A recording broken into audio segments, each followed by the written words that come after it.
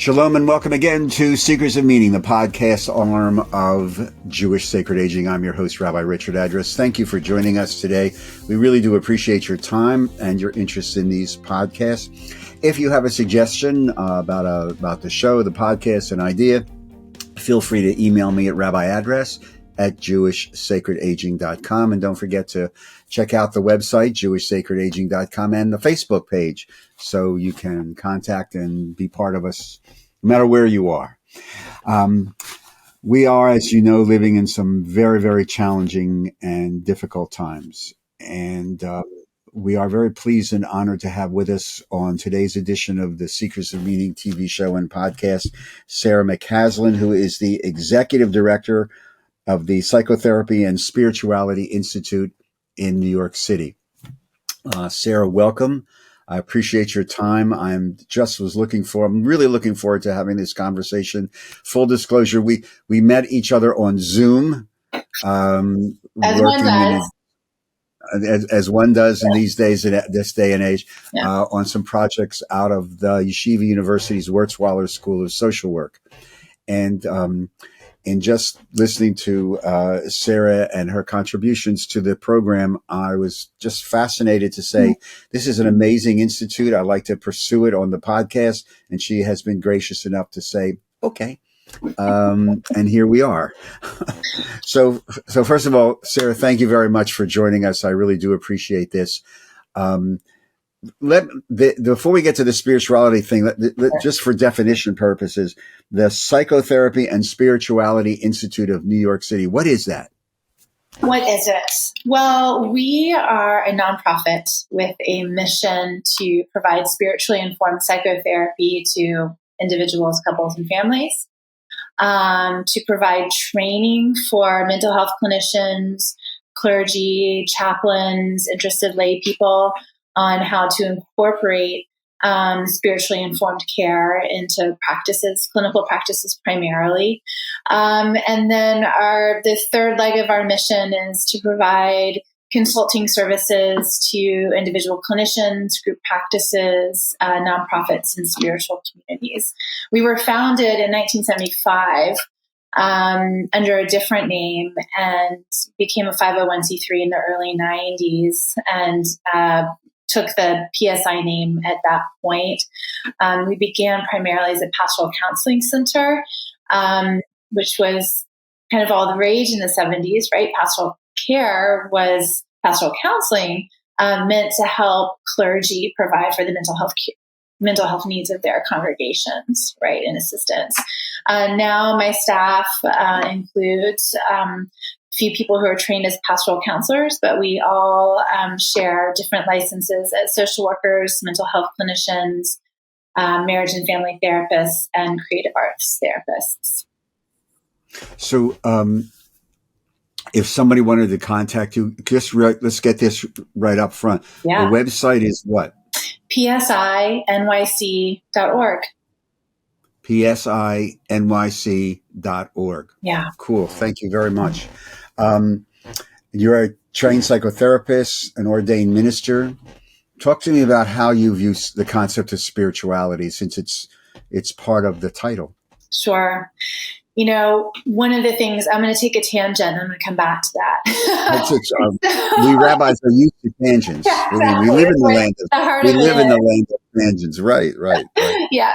So when we were starting our staff meetings this year, we run staff meetings from September till June. I gathered the clinicians around this common question, right? Like, what is spirituality? And I asked everyone to come to the meeting with their definition. So as you can imagine, there were 21 people on the screen, and there were 21 different definitions of spirituality, right? And then I have a younger clinician who decided to run the question to ChatGPT. And so ChatGPT offered a definition. It was very similar to some of the ones. Then this clinician gave ChatGPT the definitions that we had come up with. And so then ChatGPT provided a second definition that had incorporated language and imagery from all of our definitions and came up with another comprehensive one. And I meant to bring it today, and I can email it to you. It's fascinating.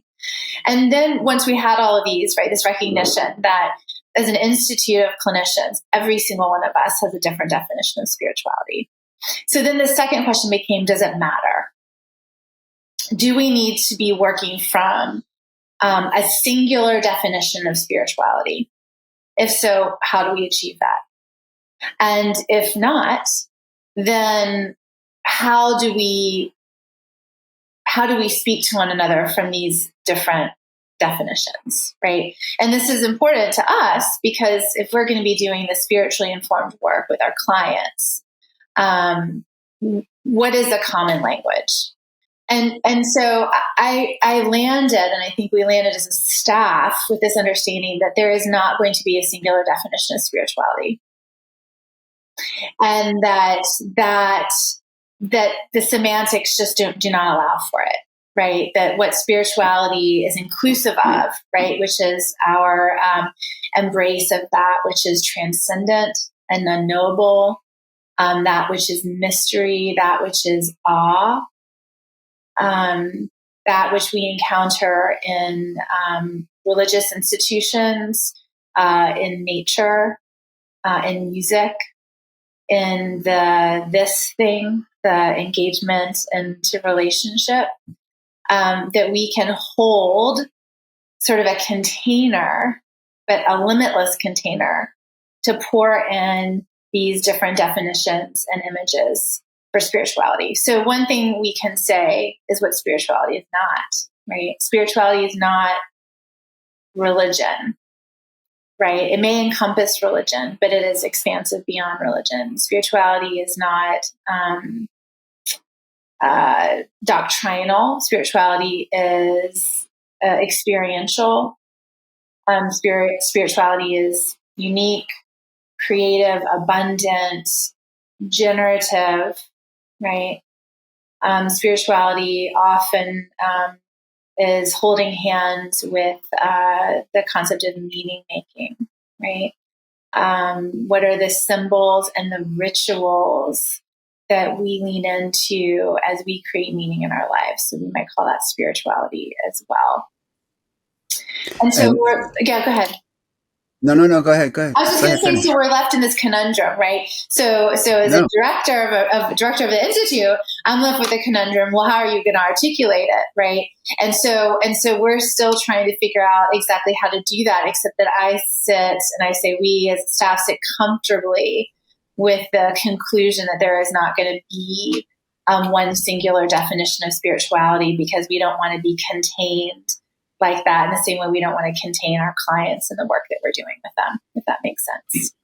No, it makes sense. And it is all very, like, spirituality is like politics, very local. It's very personal. And it's one of the challenges and joys in many ways, because it is personal and you learn.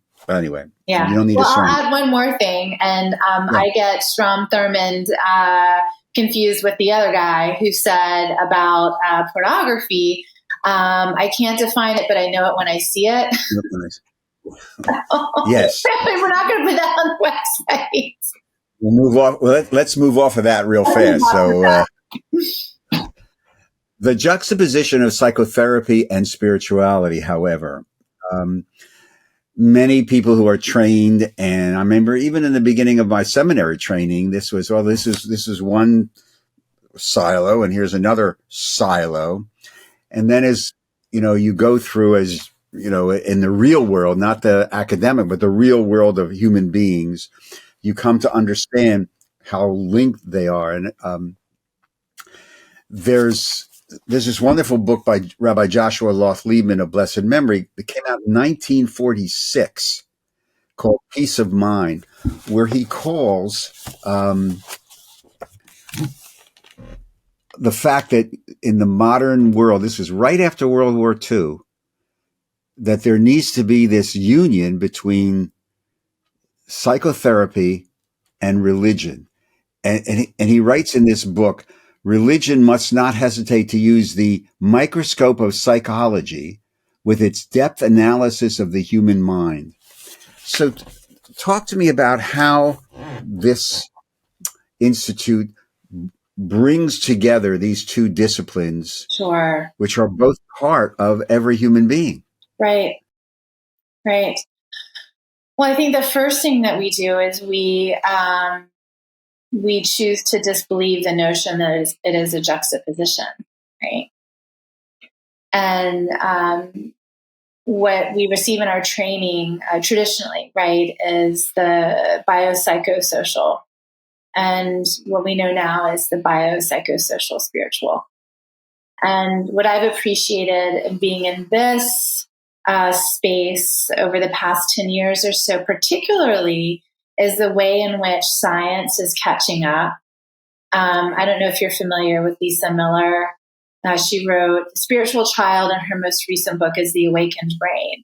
And she says, listen, we all know, right, that spirituality is important to mental health and is an essential part of it, but we haven't been able to prove it. She said, so my job as a social scientist is to prove it. And so she's done this remarkable work to study the ways that we are biologically, right, inherently spiritual. And she's using fMRIs and other studies to really show this, right? And she's like, so here it is, right? Here's the data to prove the thing that we've already known. So what PSI is known for a long time, and many others have also known for a long time, now I think is going to be introduced into this larger discipline of psychology and psychotherapy with this new information, right? And so for us as healers, right, as mental health clinicians, as healers, we're looking for wholeness, and wholeness involves the whole person, is what you were saying already. And that includes access to this spirituality, which, as I mentioned before, for people who don't identify as spiritual or religious, for whom that language is unfamiliar, strange, maybe even cringy, right? We can use the language of meaning making to help them access this part of themselves, right? That's going to be crucial for that healing that they're doing, if that makes sense. No, I'm part of a tradition, the Jewish medical tradition, which is holistic. I mean, if you go back to Maimonides, even in the 12th century, he understood, he was a practicing physician, but he understood there was this inherent linkage between the mind, the body, and the spirit. And his writings are unbelievable about even the role of the physician to examine a person's psychological makeup before they deal with the physical complaint that brings them into the office. 12th century. It's unbelievably brilliant. Right. The research that you alluded to, there's a gentleman across the river here outside of Philadelphia. He's at Jefferson, Andrew Newberg, who's done pioneering research in, there's a genetic precondition to spirituality. Oh, you have this belief that it's written about you, in quote, the inherent spirituality of all people to be a resource for achieving healing and wholeness. Yeah. You then believe that inside every one of us is some sort of spiritual spark, gene, something, and that's part of the psychological makeup, correct? Right. I believe that, right? And I appreciate the work of Lisa Miller and how she describes it. I think that one of the things I would add as a disclaimer, I think this is also important, right, is that when we talk about, and I say it, just quoted me saying it, that spirituality can be a source for healing and wholeness, but people's experiences with spirituality and religion in particular can also be very traumatic. And so when we talk about that integration of spirituality and mental health, we also need to be mindful of, so on the one hand, yes, I believe that we all are inherently spiritual beings, meaning that there is a part of us that is always in relationship to that which we cannot see or know, right? Mystery, awe, transcendence, divine, however we choose to describe it, right? At the same time, our lived experience inside religious communities, inside spiritual communities, just in the world, right, as we know, can be, and we know this now more than ever, there can be deep, deep trauma that's attached to it. One of the things that we see often in our practice are people who were raised in conservative religious traditions, only to come into their adolescent development identifying differently with gender or sexual orientation, and finding that the religious community that they loved did not love them back.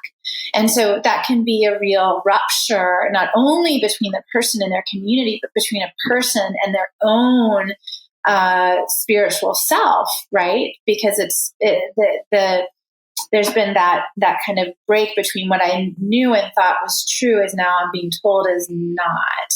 And so the healing work is to work through that trauma and re-engage with that spirituality, which has been there all along, right?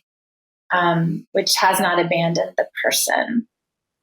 So In the Institute, Sarah, yeah. do you do a combination? I think you alluded to this, one-on-one and group, or is it how do you handle that? We're not doing group work yet, and it's something that I really hope that we can do soon, right? To invite a group of folks who have experienced trauma in their religious communities to come in to be in relationship with one another. Right now, it's one-on-one work.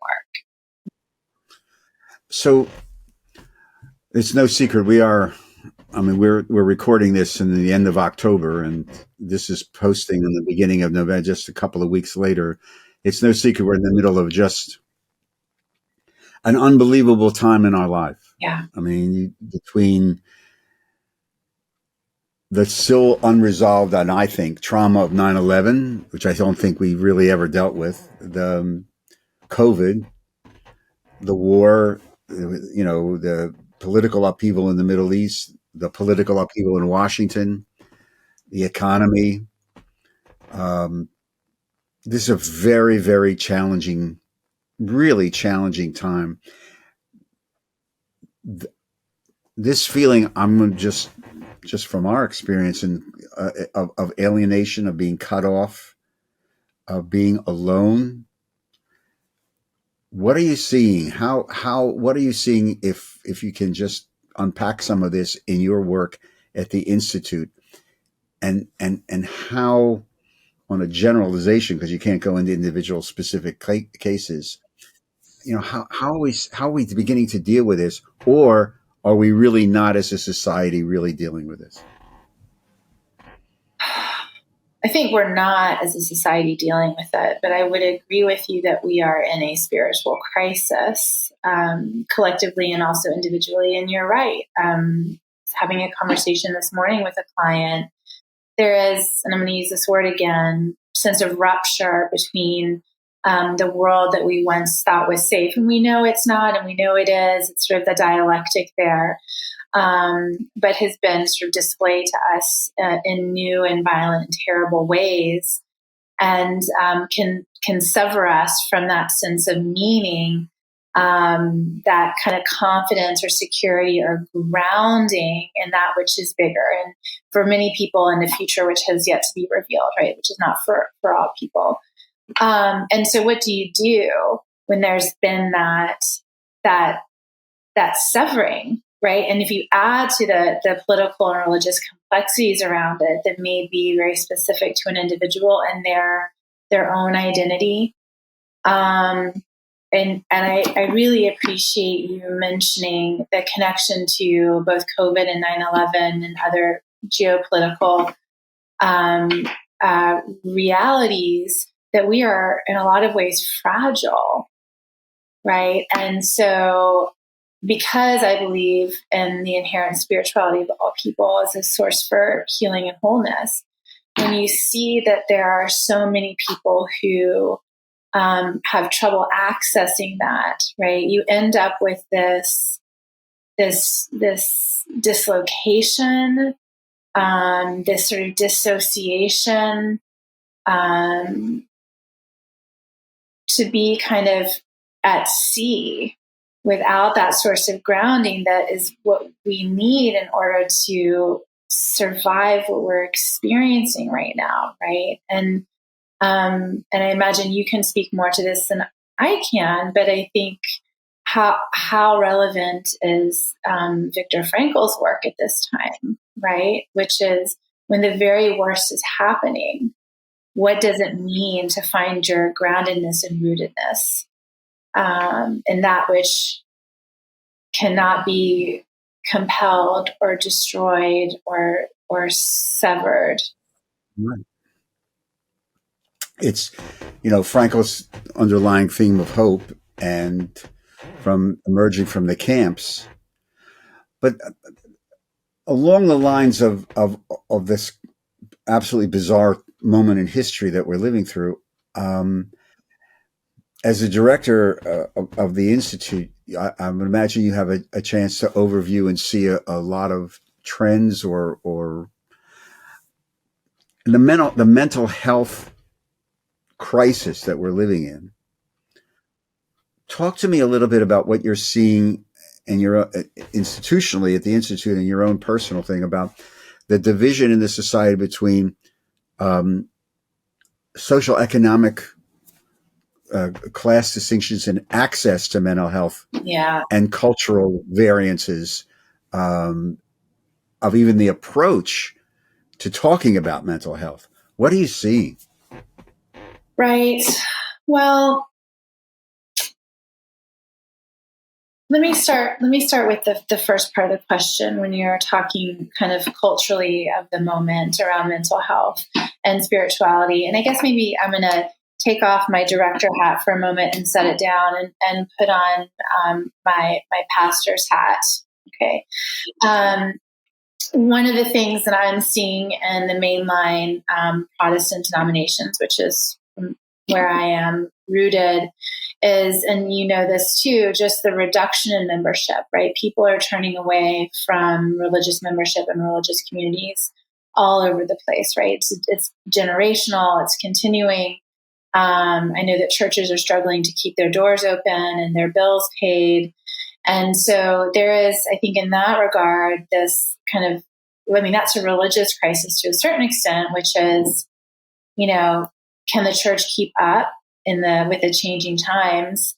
I would say, does it? I don't know. That's an open question. But what is replacing that role, right? So what did it mean at a time when there was more people, more money, more connection, right? So for me as a pastor, part of what's so important to me about being in those religious communities is the relational dynamic, right? To be in a relationship with people that you don't have to be, right? So I think about my children, for instance.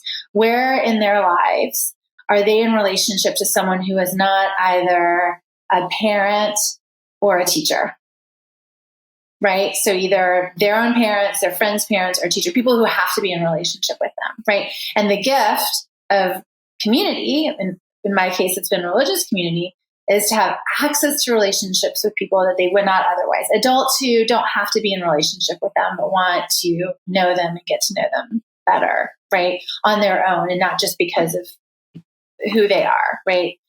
I think that's equally true for young adults, which is, I think, one of the places I see. Many of my clients are young adults who are trying to find that how they fit into the world, right? And what, again, I'm using this word a lot. How are they grounded and rooted? And, I imagine how difficult that is in New York City in particular, right? And so I mourn for them when I'm, put my clinical hat back on, mourn that disconnection and that place where you can go to find comfort, to find solace, to find friendship, to find challenge, to struggle with these things that we're talking about, you and I, right? And so I think part of what I've asked the questions in my own head, which is, has therapy become the new church for some people, right? That coming into this space, not in any kind of, and not me wearing my pastor's hat at all, but a way of working out some of these existential questions, right? So part of me is wondering, well, does the mental health community really need to get their act together around addressing these spiritual and existential issues, because the people who are coming in may not have what previous generations had? Does that make sense? Like connection to that community that can help wrestle with those. Which, to your point about, do you have groups? I mean, it's maybe there need to be more groups, right? To create cohorts of people who can wrestle with these questions together outside of a religious institution, if that's a place where they have experienced trauma. And the trauma, I mean, I keep reading more and more and more about the impact of trauma now. Yeah. On so many different levels, even the trauma of being a teenager and being, addicted to this, and what that causes. But again, that second part of the question about the cultural, my experiences in some of the other organizations that I'm involved with too, on dealing with aging and a lot of end of life stuff, it keeps coming up. There are different cultures who just do not perceive what my group or that their approach. They see it is totally not. It's just not part of their cultural makeup. What are you seeing, especially in New York City? I mean, are you seeing some of that? How do you deal with that? Well, I mean, one of the challenges for me as the Institute, right, is how can we, if our mission is the provision of spiritually informed care to the community, right, how are we going to do that? So here's the boring behind the scenes, how are we raising funds so that we can provide care for people who are traditionally who are unable to afford it for whatever reason, right? Right. And then on the other hand too, how do we outreach this modality of care to people who may have found traditional psychotherapy to be not culturally aligned, in which case spiritually informed care might be much more culturally aligned, right? So that's the challenge that I'm sitting with right now, is because on the one hand, we have access to the kind of bubble of people who are already in the know, people who have benefits and insurance and money to pay for care. But the mission is so much bigger, right? And the need is so much greater. I'm thinking about the communities of immigrants who are coming into New York City who are, experiencing this dislocation, this separation, the absolute unknown of what the future will hold for them. There is a mental health and a spiritual crisis right there. And how are we serving those needs? And we're not in a way that we feel good about yet, right? So that's definitely there. And when you think about allocation of resources, right? So our cities, states, and governments allocating resources for mental health care, because to your point, the physical and the mental are very well connected, and the lack of a strong central nervous system and someone who is very anxious and very depressed is going to have an even more difficult time engaging in the system that is meant to help them, hopefully, right? So that I carry that with a heaviness that we haven't figured out how to do that yet. No, that's why I wanted to talk to you, because it's so overwhelming just to even think about what people are carrying around in their souls. Yeah. This sense of fear, the sense of brokenness, sense of alienation. Yes. And before we end, just for clarification, do you also do work with younger people, teenagers, families, or is it just individuals? I think that's important to get that out there. Yeah, so it depends on the clinicians. I for myself, work with families and couples as well as individuals, and I'm seeing adolescents. I think your point is taken. Wow, our teenagers coming out of COVID. I think for myself, I would say I came out of COVID and feel like I've recovered. I've kind of gone back into the life I had and feel quite well. And then I'm seeing teenagers who, I guess on the surface look okay, but the level of anxiety that's there, and then the anxiety that transfers to the parents who are caring for these teenagers. So we do have clinicians who work with families and adolescents in particular. Yeah. Sarah McCaslin, who is the executive director of the Psychotherapy and Spirituality Institute in New York. Thank you very, very much. This is, it's overwhelming. I mean, I stand in awe before the fact that you are the executive director of this. And how big is your staff?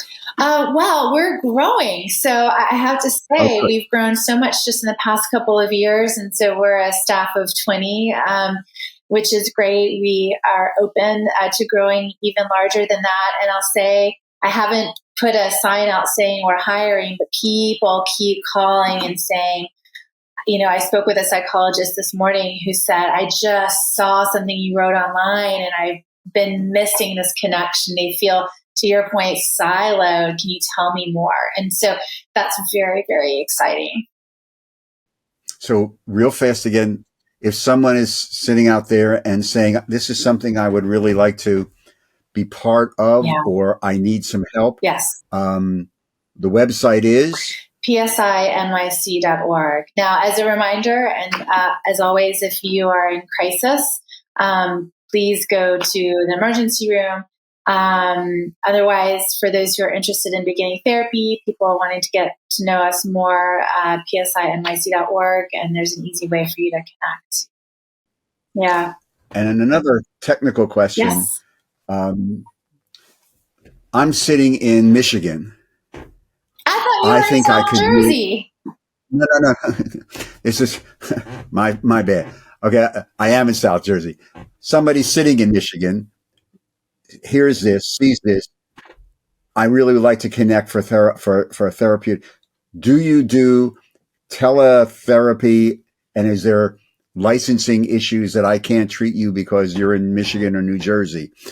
Let's get that out there too, because somebody may want to know. Richard, thank you so much for that. That is correct, that we are only able to treat people whose feet are on the ground in the state where we are licensed. And so for my staff, that is New York, one in New Jersey, one in Pennsylvania.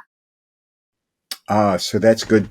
That's why I wanted to get that out there, because I know there are some differences in all that. It's good to know. There are other ways to get involved with what we're doing. And we run trainings for clinicians, but other things we're doing a breath work and meditation course that is open to anybody.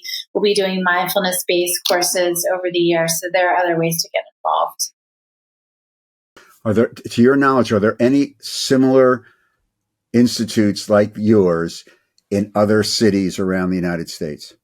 The ones that I know of are more about education and training, not the direct clinical work. I know Blanton Peel, but that's also here in New York City. But my guess is that's going to start changing. And I think that there are clinicians all over the place that are beginning to incorporate spirituality into their practices. Sarah, thank you very, very much. I really do appreciate and just good luck. And I hope to run into you on someplace. Yes, this is my pleasure. What a short conversation, Richard. I wanted to ask you questions next. We can set that up some other time, but I appreciate it very much. Take care of yourself. Stay healthy, okay? That's the most important thing right now. Thank you. You take care. And to all of you, thank you very, very much for joining us on today's edition of Seekers of Meaning, the podcast and TV arm of Jewish Sacred Aging. Again, if you'd like to become a sponsor of these podcasts, either individually or in a series of podcasts, just email me, rabbiaddress@jewishsacredaging.com. If you'd like to make a tax-free donation to help support our work, go to the website, jewishsacredaging.com, and click on the conveniently located Donate button. Seekers of Meaning is produced at the Broadcast Center of Lubetkin Media Companies in beautiful Cherry Hill, New Jersey, and a shout out to our genius producer, Steve Lubetkin. Again, thank you for your time. I am your host, Rabbi Richard Address, and until we see each other again on the next Seekers of Meaning, please take care of yourself, stay healthy, and most of all, be kind to one another. Shalom.